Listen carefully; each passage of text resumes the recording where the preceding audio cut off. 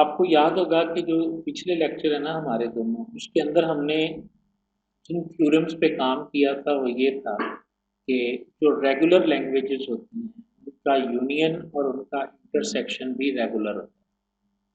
हमने दो तीन प्रूफ पढ़े जो पिछली वीडियोस में भी मौजूद है और लेक्चर में भी थे कि L1 और L2 अगर रेगुलर लैंग्वेज है ना तो L1 यूनियन L2 भी रेगुलर होगा।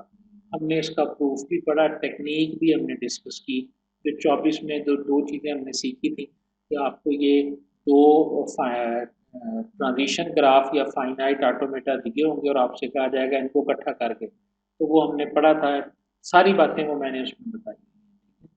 अच्छा, उसी बात के कंटिन्यूशन पे आज हमारे पास 25वें लेक्चर की आखिरी लाइन है सबसे पहले कि नॉन रेगुलर लैंग्वेजेस की तारीफ आपने इसमें से याद करनी है। सबसे पहले तो ये थ्योरम आपने सारा याद करना है जो लेक्चर 25 के आखिरी पेज पे है कि the language that can not be expressed by any regular expression is called non regular language. ठीक है, जिसको आप नॉन आर ई के ज़रिए एक्सप्रेस नहीं कर सकते, वो जो आर ई क्या था, वो जो ए प्लस बी स्टार ब्रैकेट्स बंद इस तरह करके नहीं हम लिखते। अगर किसी लैंग्वेज को रेगुलर एक्सप्रेशन की सूरत में नहीं लिखा जा सकता, रिमाइंड करवा रहा हूँ, लेक्चर नंबर 1, 2, 3 में हमने पढ़ा था कि लैंग्वेज को हम डिस्क्रिप्टिव फॉर्म में लिख सकते हैं, रेगुलर एक्सप्रेशन की सूरत में लिख सकते हैं। 3-4 तरीके हमने डिफाइन करने के पढ़े हुए। तो ये रेगुलर एक्सप्रेशन उसमें से एक तरीका है। जिस लैंग्वेज को तो मशहूर मशहूर नॉन रेगुलर लैंग्वेजेस कौन कौन सी, एक पैलिंड्रोम है, एक प्राइम है और एक इक्वल है। इक्वल भी जो है ये नॉन रेगुलर लैंग्वेजेस है क्योंकि इसको हम एक्सप्रेस कर सकते हैं। ये हो गया। अब ये इसका है नॉन रेगुलर। नीचे उसने एक एग्जाम्पल दी है मिसाल के। फिर आखिरी लाइन और जो नोट वाली लाइन है ये और भी इम्पोर्टेंट है। It is to be noted that non regular languages by Clen's theorem cannot be accepted by any finite automata or transition graph। यानी इसका क्या मतलब है, नॉन रेगुलर लैंग्वेजेस का फाइनाइट ऑटोमेटा नहीं बनाया जा सकता और ट्रांजिशन ग्राफ भी उनका नहीं बनाया जा सकता। ठीक है, नीचे देखें उसने एक मिसाल भी दी है, कंसीडर द लैंग्वेज एल और इसमें कौन कौन सी स्ट्रिंग्स हैं। पहली लैम्डा यानी एम्प्टी स्ट्रिंग, फिर ए बी, फिर डबल ए डबल बी, फिर ट्रिपल ए ट्रिपल बी। तो इसको डिफाइन किस तरह किया उसने कि फर्ज करें ए की लैंग्वेज एन है, बी की एन है और एन जो है ये 0, 1, 2 बी है। इतना का पोर्शन याद कर लो बस नारूजी के एतबार से कि अगर ये तारीफ लिखी हुई आ जाए, अक्सर आपको ऑब्जेक्टिव में ये सवाल आता है कि आपको लिखा होता है कि ए की पावर एन, बी की पावर एन, कॉलन एन, तो इसके बताओ नीचे वाले वर्ड्स में से कौन सा वर्ड होगा। नीचे वर्ड्स लिखे होते हैं, ए बी इसमें आएगा या नहीं आएगा। समझ आ रही है, ये ऑब्जेक्टिव के एतबार से है। और इस तरह का भी सवाल आ सकता है कि ये लिखा हो और आपसे पूछा जाए कि इसके वर्ड्स बना के लिखा हो, तो वो जो पीछे सेट में लिखा हुआ एल इज इक्वल टू 0 से क्या मुराद है कि जहां कोई ए और कोई बी ना हो, तो फिर ये बनेगा एम्प्टी स्ट्रिंग। ठीक है, उसके बाद जब n की वैल्यू 1 हो जाएगी तो फिर a भी एक दफ़ा, b भी एक दफ़ा। जब n की वैल्यू 2 हो जाएगी तो 2 दफ़ा a और 2 दफ़ा b। इस तरह वर्ड्स बन रहे हैं ना, ये स्कीम थोड़ी सी पता होनी चाहिए। कोई भी आपके पास इस तरह की डेफिनेशन दी हो तो आपको उसकी लैंग्वेज कंस्ट्रक्ट करनी आनी चाहिए। अब देखें नीचे आके इसका फाइनाइट ऑटोमेटा जब बनाया गया है तो वो देखें किस तरह का बना है जी। -1 है, ए आ जाएगा, फिर ए आ जाएगा तो ऊपर, फिर ए आ जाएगा नीचे, फिर ए, तो ये नहीं बन सकता। कितनी दफ़ा ए आना है, कितनी दफ़ा बी आना है, डेफिनेट वर्ड्स नहीं है। सो ये देखें आप किस तरह ऊपर नीचे, और ये वो जिस तरह इन्फिनिट सेट नहीं होता था, इस तरह ये इन्फिनिट स्टेट्स जो है ना वो इसकी बन गई। समझ आई? तो ये प्रूव हो गया कि नॉन रेगुलर लैंग्वेज जो होती है उसका फाइनाइट ऑटोमेटा या ट्रांजिशन ग्राफ नहीं बन सकता। अब आ जाओ अगले लेक्चर। अगले लेक्चर में जो चीज़ें हमने डिस्कस करनी है, एक तो एग्जाम्पल जो पिछले लेक्चर से ली गई है, एक ये पंपिंग लीमा जो है ना वर्जन 1 और उसका प्रूफ और उसकी एग्जाम्पल। ठीक है, ये अहम चीज़ है, मुझे नहीं पता पेपर में आ सकता है या नहीं आ सकता। दोबारा इसका फाइनल टर्म पेपर देखूंगा और उसमें मुझे क्वेश्चंस का अंदाज़ा होगा इसी फाइल से कि किस तरह के सवाल आते हैं। लेकिन इसमें जो चीज़ हम सीख सकते हैं, मुश्किल है ये कॉन्सेप्ट, लेकिन जो चीज़ हम सीख सकते हैं वो क्या है, पंपिंग लेमा पे आ जाए, ठीक है, LEM लेमा, ठीक है। ये पंपिंग लेमा की स्टेटमेंट है ये सारी, और नीचे उसका प्रूफ दिया हुआ है। मैं ये बेटा रिकमेंड करूंगा कि इस प्रूफ को आप शॉर्ट वर्ड करके ना तो याद कर ही लें तो बेहतर है, ठीक है। ये दो पंपिंग लेमाज हैं, एक ये है, एक अगले लेक्चर में है, कि आप इसको याद कर लें इसके प्रूफ को तो बेहतर है। मैं समझाने की कोशिश करता हूँ, मुश्किल नहीं है, आपने सिर्फ इसको स्टेटमेंट्स की सूरत में मुख्तसर कर लेना। लेमा क्या है जरा पढ़ें। Let L be an infinite regular language, है रेगुलर लैंग्वेज लेकिन है क्या, इन्फिनिट है, यानी that has infinite many word, जिसके अल्फाज की तादाद जो है वो हमें नहीं पता। जैसे ऊपर हम देख के आए, तो देख के नहीं आए कि a की पावर n और b की पावर n, ठीक है, और वो अगर 1 है और उधर से हमने लिख दिया n की वैल्यू 0 1 2 3, तो वो कितने ही बनते चले जा रहे हैं। डिफाइंड ओवर एन अल्फाबेट, किसी अल्फाबेट पे वो डिफाइंड है।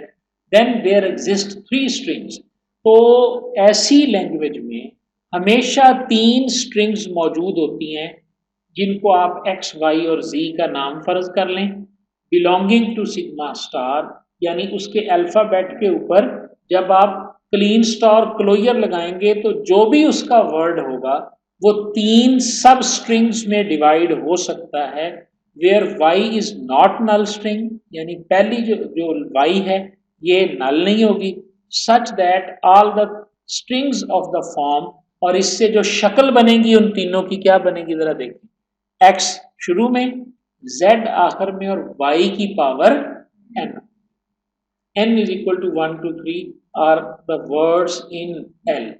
इसको कहते हैं जी पंपिंग लेमा।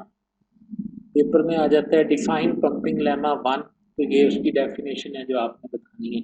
समझ लें इसको जरा मेरी तरफ देख के कि हर लैंग्वेज जो रेगुलर है और इन्फिनिट है, जिसके वर्ड्स की तादाद इन्फिनिट है, उसके हर वर्ड को 3 सब स्ट्रिंग्स में चेंज किया जा सकता है, सच दैट कि फर्स्ट सब स्ट्रिंग x होगी, दूसरी y raise to the power n होगी, और तीसरी z होगी।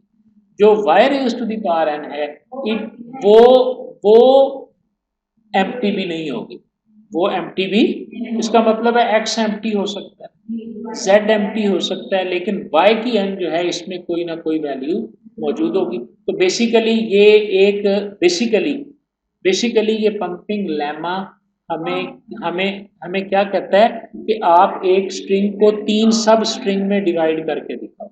नीचे जो एग्जांपल है ये बेसिकली यही है। प्रूफ में वो क्या कहता है, अब इसका प्रूफ है, फर्ज करो ये स्टेटमेंट आ जाती है लॉन्ग क्वेश्चन में और आपसे कहते हैं इसका प्रूफ करो, या ऊपर वाली स्टेटमेंट अकेली पूछ ली जाती है, लेकिन देखो ना पहले आपने इन 3 लाइनों को पढ़ा तो आपको इसका कोई कॉन्सेप्ट कि ये क्या लिखा हुआ है, लेकिन अब आपको समझ आ गई कि ये क्या लिखा हुआ है, और अब आप इसको आप अपने अल्फाज में भी लिख सकते हैं।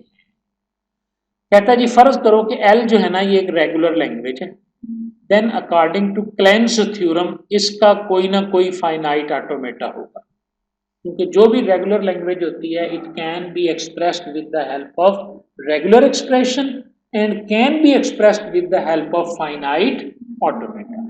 से एफ, हमने उसका नाम एफ रख लिया, ये ऐसी है जैसे मैथ में नहीं हम प्रूव करते थे कि अगर ये है तो फर्ज करो ये होगा, बिल्कुल उसी तरह हम एक प्रूफ कर रहे हैं। फर्ज करें एल एक रेगुलर लैंग्वेज है, तो अगर एल लैंग्वेज है तो इसका मतलब है कि उसका कोई ना कोई फाइनाइट ऑटोमेटा होगा, अगर फाइनाइट ऑटोमेटा हमने उसका नाम एफ रख लिया। अब क्या कहता है, अब एफ की कंडीशन क्या होगी, एफ ये एक्सेप्ट करेगा द लैंग्वेज, अब फाइनाइट ऑटोमेटा जाहिर है इस लैंग्वेज को एक्सेप्ट करेगा। नाउ एफ बाय डेफिनेशन, तो देखिए जी नाउ बाय एफ डेफिनेशन क्या, must have finite number of states while the language have infinite many words. ये बेटा बहुत अहम सी बातें हैं, कॉन्सेप्ट जो ज़हन में बिठाने वाले। अगर किसी भी लैंग्वेज का कोई फाइनाइट ऑटोमेटा हो, तो आपको पता है फाइनाइट नाम ही बता रहा है, फाइनाइट यानी इसकी जो नंबर ऑफ स्टेट्स हैं वो फाइनाइट होंगी, लेकिन ये जितने अल्फाज को एक्सेप्ट करेगा वो इन्फिनिट भी हो सकते हैं, ये बाय डेफिनेशन है।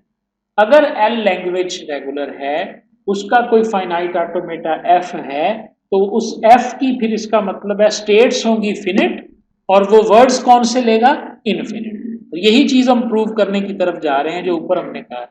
अच्छा, which shows that there is no restriction on the length of words. इसका मतलब है कि हमने कहा वो इनफिनिट वर्ड्स को ले सकता है, तो इसका मतलब है उसकी लेंथ क्या हो सकती है, इनफिनिट हो सकती है, क्योंकि ऐसी कोई रिस्ट्रिक्शन इसमें मौजूद है नहीं। ये यहां तक ही आपने लिखना है। उसके बाद अगली लाइन में आ जाओ, let W be the word in language L.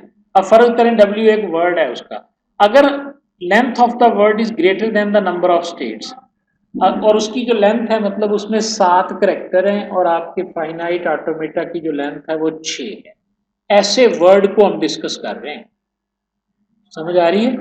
ध्यान से सोचें जरा, एक वर्ड है, उसकी जो करेक्टर्स की लेंथ भी हमने लेक्चर शुरू के लेक्चर में पढ़ा था, लेंथ कैसे निकालते हैं, जितने उसके अल्फाबेट्स होते हैं उनको ब्रेकअप करके जमा कर लें तो वो लेंथ बन जाती है। ठीक है, तो उसकी लेंथ जो है वो स्टेट से ज्यादा है। फाइनाइट ऑटोमेटा, नीचे मैं आपको एक डायग्राम दिखाता हूँ तो फिर आपको थोड़ी समझ आएगी। अगले पेज पे आ जाएं और डायग्राम देखें जी।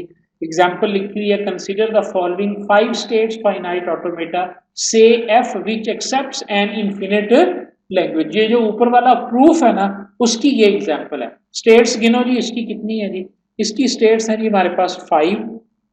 इनिशियल को वो निकाल रहा है, बाकियों को वो काउंट कर रहा है। 6 स्टेट्स भी लिखा जा सकता है इसका। अब नीचे वो क्या कह रहा है, let the word W, let the word W, और वो है triple B A B A B A. जरा इसकी लेंथ गिनो तो कितनी है, 3 और 3 6 और 2 8। तो इसकी लेंथ स्टेट्स की लेंथ से तादाद से ज्यादा है। तो समझ आई बात की है? ठीक है जी।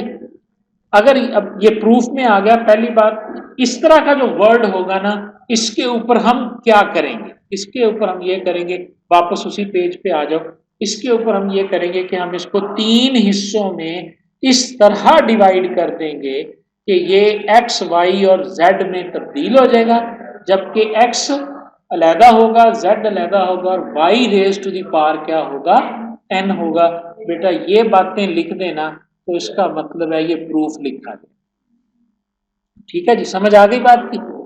मैं रिपीट करता हूं कि इसका प्रूफ कैसे होगा। अगर ये स्टेटमेंट आ जाती है तो आप प्रूफ कैसे लिखोगे, जुबानी बता देता हूं। आप लिखोगे step number 1, let L is the regular language. Step number 2, ठीक है, F is the finite automata that accept all words of L. ठीक है, अब if f is the finite automata, it means it has finite number of states and infinite number of words. Let w is the word from the language L whose length is greater than the number of states of f। तो समझ आ रही है? मुश्किल तो नहीं है। ठीक है, अच्छा वो बन गया। और उसके बाद हम क्या करेंगे कि divide these w into 3 substrings such that x, y raised to the power n and z, where y raised to the power n must not be a null string. This is the proof. तो समझ आई बात की है? इस तरह बेटा लिख दोगे ना तो आपका ये प्रूफ लिखा जाएगा। क्लियर हो गया? ठीक है, उसके बाद ये नीचे उसने एक एग्जाम्पल करके दिखाई है, ये एग्जाम्पल आपने खुद करनी है। इसमें सिंपल उसने ये कहा, वैसे इसका तरीकेकार मैं बता देता हूँ कि हम इसको 3, ऊपर वाली बातें तो अब समझ में आ गई। अब वो वर्ड पर्टिकुलर उठा लिया हमने, triple B A B A B A. अब ये वो पहला वर्ड है जो 8 पे है और उसकी 6 है, इसको अब हमने 3 में कैसे डिवाइड करना। ठीक है, तो इसको डिवाइड करने का जो तरीका कार है, the word W in this case may be divided into 3 parts. तो वो 3 पार्ट्स कैसे होंगे, द सब स्ट्रिंग, ये लफ्ज बहुत ध्यान से ये जुमला सुनने वाला है, the substring which generate the path from initial state to the state which is revisited first. ध्यान से समझिए, कहता है कि वो सब स्ट्रिंग जो इनिशियल से शुरू हो और किसी भी ऐसी स्टेट पे चली जाए जो पहली दफा रिविजिट हो। जो पहली दफा, मसलन आप 1 में थे, आप चले गए 2 पे, 2 से आप आगे 3 पे, 3 से दोबारा आए आप 2 पे, तो फर्स्ट रिविजिटेड स्टेट कौन सी हुई, 2। पहली दफा दोबारा विजिट की जाने वाली स्टेट। और समझ आई बात की। तो जो वहां तक आप जी 1 से गए 2 पे, 2 से गए 3 पे, 3 से वापस आ गए हम किसी कंडीशन में 2 पे। तो पहली रिविजिटेड स्टेट कौन सी होगी? 2। तो यहां तक जो स्ट्रिंग बनेगी, फर्ज करो हम बी से चले गए 1 से 2 पे, फिर बी से हम ए मिला तो हम चले गए 3 पे, फिर हमें बी मिला तो हम वापस कहां आ गए? 2 पे। तो क्या स्टॉप स्ट्रिंग बनी? B A D. समझ आई? ये आपका एक्स होगा, ये आपका एक्स हो जाएगा। ठीक, क्या कह रहा है? while reading the word w this can be called part of x। तो समझ आई बात की है? x कैसे निकालना है इसमें से? अब आप इसको चला के देखो ऊपर वाली मशीन के ऊपर। ये मैं चलाता हूं G B B A B को, ठीक है जी। मैं -1 पे था, मैंने बी को रीड किया, कहां चला गया? 2 पे। उसके बाद मैंने इस यहां पर आके मैंने ए को रीड किया तो वापस मैं यहां पे आऊंगा, ठीक है। और लेकिन अगर मैंने बी को रीड किया तो कहां गया मैं? 3 के ऊपर, ठीक है। यहां से मैंने फिर अगर ए को रीड किया तो कहां गया मैं? 6 पे। और यहां से अगर बी को रीड किया तो वापस कहां आया? 3 पे। इसका मतलब है कि मेरी जो पहली रिविजिटेड स्टेट बन रही है वो स्टेट नंबर 3 है, ठीक है। और यहां तक मैं वापस कैसे आऊंगा? अगर मुझे 3 दफा बी मिला तो मैं यहां आ जाऊं। समझ आ रही है? पहले बी पे गया 2 पे, दूसरे बी पे गया 3 पे, तीसरी दफा बी मिलेगा तो मैं वापस 3 पे आ जाऊंगा, 3 पे आ जाऊंगा, जहां भी हूंगा मैं वापस 3 पे आ जाऊंगा, ठीक है। तो इसका मतलब है, जरा नीचे देखें, जो इसने डिवाइड करके पहली स्ट्रिंग बनाई है वो हमारे पास बी बनाई है जी, अकेली बी इसने रिविजिटेड बनाई है। और दूसरी हमारे पास बनाई है इसने जी, उसके बाद हमारे पास बनाई है बी बी ए, और उसके बाद उसने डिवाइड किया बी ए में। ये हमारे पास जो है ना, मेरा ख्याल है कि गलत हमने इसको एग्जीक्यूट कर लिया। बी को एग्जीक्यूट करते हैं दोबारा जी दी। एक्स की डेफिनेशन पढ़ ली हमने, वाई की एन की पढ़े। The substring which generates the circuit starting from the start state, पहली स्टेट से, and which was led by X, जिसके शुरू में एक्स है, that can be called as Y it if it is not and null string. कहता है कि ऐसी सब स्ट्रिंग जो एक्स से लीड करती है और उसमें सर्किट आ जाए। सर्किट क्या होता है? लूप होती है। सर्किट क्या होता है? यानी आप वापस घूम के दोबारा वहां पे एक लूप की शक्ल में आ गए तो वो आपके पास जो है ना वो वाई बनेगी। जरा इसके ऊपर बी बी बी ए, ये 4 चीजें हमने जो है ना वो एग्जीक्यूट करनी है जी, ठीक है। B B B A, B को रीड किया तो हम चले गए 2 पे, बी रीड किया हम चले गए 3 पे, बी को रीड किया और हम चले गए 5 पे, ए को रीड किया तो हम कहां आ गए वापस? 2 पे आ गए ना। तो ये बन गया जी 1 2 3 5 2, 1 2, पाथ क्या बना? 1 2 3 5 और 2। तो आप देखें इसमें एक सर्किट बन गया हमारे पास 2 3 5 2 3 5। इसके जरा एरो देखो, 2 से 3 की तरफ, 3 से 5 की तरफ, 5 से, दिस इज कॉल्ड सर्किट, ठीक है। जब ये सर्किट आपके पास बन जाएगा तो इसमें से अब आप जो ये जो स्ट्रिंग बनी है इसमें x को उतार लो और जो बाकी है ये आपकी y raise to the power n। तो हमने यहां तक कैसे पहुंचे हैं? हम यहां तक पहुंचे हैं बी बी बी ए से। बी हमारे पास हम डिसाइड कर चुके हैं कि x है, बी को निकाल दिया और उसके बाद आपके पास बी बी ए बना, तो ये बन गया आपके पास y raise to the power n, और जो रिमेनिंग है वो आपके पास z बन गया। ए बी ए है वो बी बी ए, जो बी ए और बी ए जो है ये आपके पास जो है वो z स्ट्रिंग में बन जाएगी। अब आप देखें फाइनाइट ऑटोमेटा मौजूद है, देखें जरा मौजूद है। नंबर ऑफ स्टेट्स जो हैं वो लिमिटेड है, फाइनाइट है।